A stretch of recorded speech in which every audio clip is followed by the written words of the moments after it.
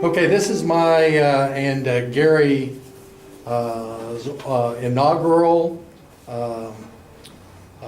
video for Banjothon 2017, and for the last 6 years I've been working to corner John LaFoy, and John is going to give us a little history of himself, his banjo, and how he got involved in the world of banjo, because he's been here every year, but I finally now have him cornered. John, how did you get started? What was your interest to get started? I actually got started when I was probably in junior high school watching Flatt and Scruggs on TV.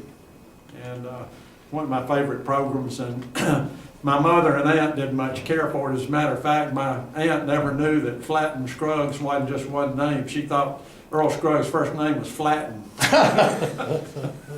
And I'd watch him on TV, and I just got interested in the banjo. And then in 1963, I bought my first banjo at Allen Music in Greenville, South Carolina, an RB-170, which, you know, is the open back Gibson banjo. I bought it for $180, $10 down and $10 a month. Put it on the layaway plan. But yeah, for somebody that didn't have any money, that was about the only way you could buy something back then. But I was a junior in high school, and of course that was also during the period of the folk music, the Kingston Trio, and so I just knew it was a banjo, and I didn't distinguish between what Earl was playing and, you know, what the Kingston Trio was playing. Yes.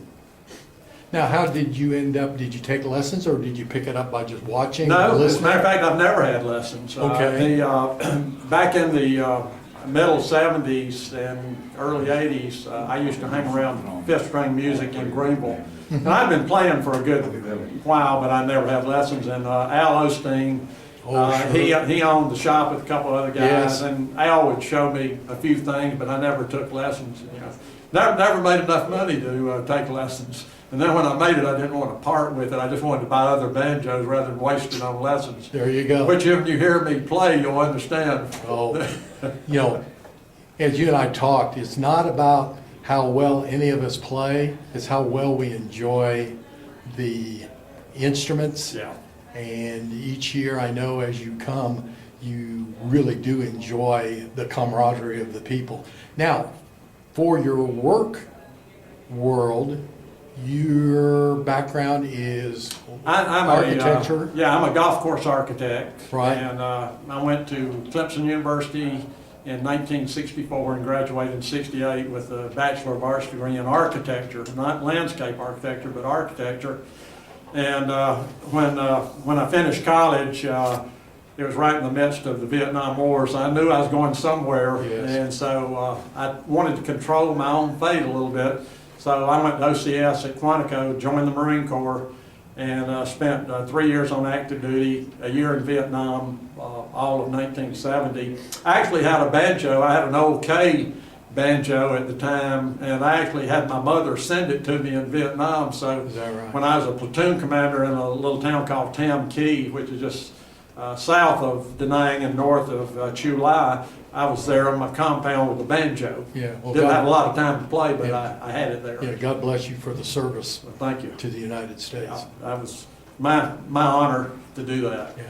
Tell us about the banjo that you have, because I know you got several banjos, but tell us about the one that you're holding right now. This one I've had probably about 20 years. When I got interested in the instruments themselves, other than just the playing, I started, you know, I scrounge around. I go to pawn shops. I just go anywhere where I thought I could find a banjo.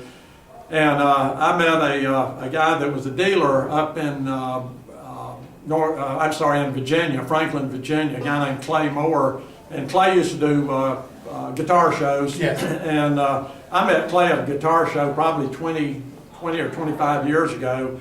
And he called me one day and said he had a good old 6 flathead. And so I told him to bring it on down. And I played a few flatheads, but you know, there's been a time when you play an instrument and it just grabs you. Yes. And I played this thing, and I knew I had to have That was it. So this was at a time when you know, everybody was starting to get the one-piece flange pre-war, and then they were trying to convert them. or were converting them. So Clay, after I bought this, he gave me a little bonus. He gave me a MB-11. Mm. And at the time, MB-11s, nobody really wanted them because nobody was really, had started converting them yet. Sure. They were converting the pre-war master tones, the 3s and the 4s, Yes. but not too many people were cutting the 1s and the 2s and the 11s. Didn't understand the value of Right, the right, rims. right. So he gave me that as a bonus, and it turned out to be a pretty nice bonus. Wow. Yeah, so it's nice. And anyhow, this is original tenor. I've got the original Okay. tenor neck. 20-hole flathead. Yeah, it's the high profile It's the lightweight. high profile lightweight, which Yes. most of the 6s were. And you find a few of them. I think John Hickman's was a low. I think his might have been a low profile. I can't remember, but great sounding banjos. Yes. And I fell in love with it. And to be honest with you, when I bought it, I didn't know it was a lightweight ring. Back then. You knew how it sounded. Yeah, I knew how it sounded, and that's what was important. Sure. Hey, play a song or two, your choice, and we'll see how well we can capture the magic of the sound. All right. I got a little Fireball Mail.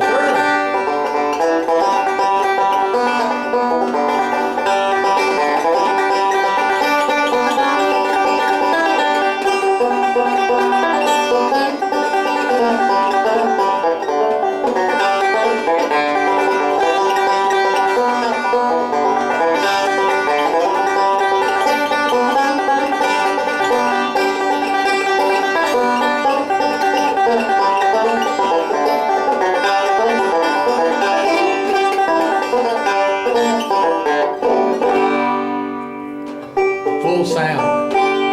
It You know, projects really well out here. It's funny, I don't hardly ever play this banjo, which is kind of a shame. Right. And since I am a collector too, I have so many banjos, I just don't have time to play them all. And when I take this one out of the case, I absolutely love playing it, and I say, Right. why don't I play it more? But you brought up the Banjothon. That's Well, the I always do that. But, Yes. this year, as you get older, you don't like to carry as many banjos, so I've been cutting down the number that I bring. right. I tell people this all the time, but I got most of my banjos when I didn't have any money, and I had to scrounge around and Sure. find them. And so that's when you can afford them, you really don't want to pay that much money for a banjo. Yeah. Isn't that the ironic part of things in life? It really You is. know, once you get to that point. Yeah. But the great part to me is that we all, especially here at Banjothon, there's such an appreciation Yeah. of the instruments Yeah. and the appreciation of what makes each one of them similar, but just a little bit different. That's exactly right. And of course, you had mentioned earlier, Dave, one of the great parts about this event is the people. I was just talking to someone out in the hall, and I said, I may not even see all the banjos while I'm here. I may not even get around, but I'll talk to just about all the people that are here, all my old friends, and that's really what's fun.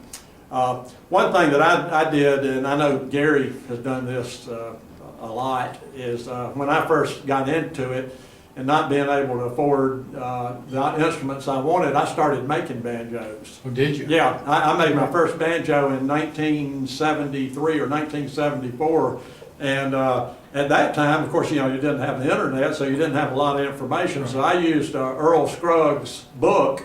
In the back of it, there's about probably a dozen pages on how to build a banjo. Yes. And at the time, I owned a 1967 RB-250, so I kind of used it as a model, except I didn't want the bow tie inlay and I didn't want that peg head. Right. So, but you still had to, I didn't have other banjos that I could copy the peg head off of, or the inlay pattern, or that sort of thing. There just wasn't that much information out there. There are a few people that you could write to that would send you that information, and I think his maybe First Quality or Stuart McDonald, I got a pattern, but I cut my own pearl. Wow. I started the neck out of a block of maple that had been dried. Now that's dedication and desire right Yeah, there. it is, and I even tried to gold plate some stuff, and if I remember, that didn't turn out very well. I don't know if Gary ever tried to do that or not, but there's a part in Earl's book that tells you how to gold plate. Okay. Well, I didn't gold plate, but I did some nickel Yeah. on my Yeah. first batch of tail pieces. Well, another funny story is I had an old stretcher band that I was going to try to plate, but to get the old plating off of it, I had to put it in something like muriatic acid or something like that. Oh. Well, I put it in muriatic acid, and when I went back to check on it, wasn't anything was there. Yeah, there you go. It had gone. It took the plating and other. Yeah, and it took other, the whole thing. yeah, and other essential metals left all at the same time. Right. So when I first got started, I was playing a little bit. I was a collector. My mother was an antique dealer, so I guess I got that honestly. And I was also a builder. And it had its advantages, and Gary knows, because over the years, if you got a tenor banjo, you could make your own neck for it. Yes. And then I started making some necks for a friend of mine in Greenville. I won't mention his name, but he was, there are a lot of master tones out there that are not master tones, but whenever I made a neck for him, I'd never make a neck unless he showed me the pipe. Right. I said, if I'm going to make a Gibson neck, it's going to go on a Gibson pipe. Yeah, that's the way it should be. And so, I always made sure that, that they were going on a Gibson. Hey, John, I want to thank you for spending the time. Well, This it's is, been this is one fun. of, this is one of the highlights of what I wanted to get accomplished this year. Well, this is a great event, and I'm glad that you're recording it. And there are a lot of people out here that have a lot more history than I do, but we're all here for the same reason. It's because we enjoy each other's company, and Absolutely. we enjoy the banjo. Thanks for Thanks. Thanks for your time.